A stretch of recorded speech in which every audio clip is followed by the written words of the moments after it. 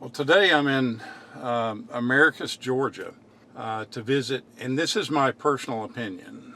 I I feel like this was the best girlfriend that Andy had on the Andy Griffith Show. Now, I'm sure there's a lot of people that would argue with me and say it was one of the other girls, or maybe Annetta Crusoe, or I don't, there was quite a few of them at the beginning. This one's my favorite, so let's go take a look. This is where she lies to rest.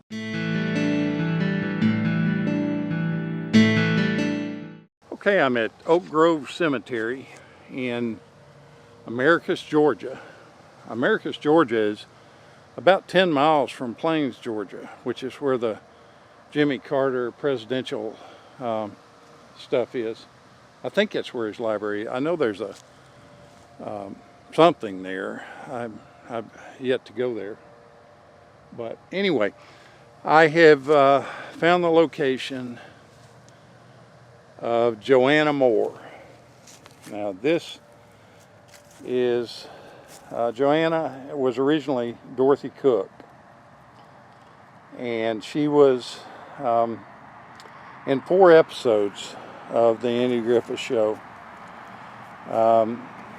She plays Peggy, and she's got a heck of a voice. And in my opinion, she was the best girlfriend for Andy. But for some reason, they felt like she was too much of a wily woman for Andy, so they decided to change it. They had real troubles addressing that issue, finding a girl that worked well with Andy. Or I actually think it's probably that Andy worked with was the problem. I think he was kind of hard to work with as far as female figures. This is where her parents are buried. This is where Dorothy Cook and Henry Cook are buried.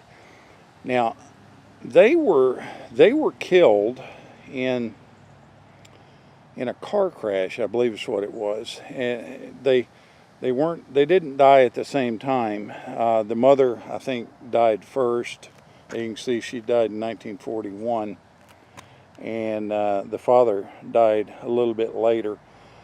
She went on to live with. Joanna went on to live with an aunt, I believe it was an aunt, and then was eventually adopted by a couple that was fairly affluent, and I believe they lived in New York at the time. And she went on to become a great actress in Hollywood. I mean, her potential was just excellent, and she did a great job on the Andy Griffith Show. She was in Walk on the Wild Side. She was in Son of Flubber. She was in A Touch of Evil. As far as a motion picture, that's a great show that Orson Welles did. But Joanna had a real troubled life. She went on to marry Ryan O'Neal, and they had 2 kids. She married him in 1963, and they had 2 kids, Tatum and Griffin O'Neal, both of which have been plagued by substance abuse problems, and so was poor Dorothy, or Joanna. She struggled with alcohol and amphetamine dependence, and was basically at one time completely broke, and was living with her, at that time, famous daughter, Tatum, who was like one of the youngest child actors around. And she had a real troubled life, but the potential was definitely there. She was definitely a great actor, and just fun to watch. And her voice was just magnificent. She sings in at least one of the episodes of Andy Griffith, and her voice is just really nice to hear. Just a pleasant voice to hear, and I told myself if I was ever in Americus, Georgia, I was definitely gonna, or even anywhere near here, I was gonna come by and pay my respects to Joanna Moore. And I thank you so much, Joanna, for all the fun movies and the times on the Andy Griffith Show. I loved you as an actress.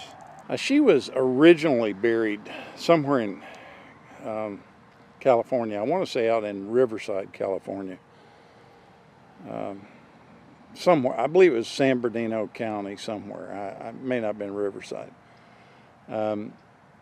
And the family eventually moved her over here. I'm not sure what time that happened. I think it was 15 years ago or so. I may be completely off on that, but she died in 1997. So thanks for coming with me to pay my respects to Joanna Moore.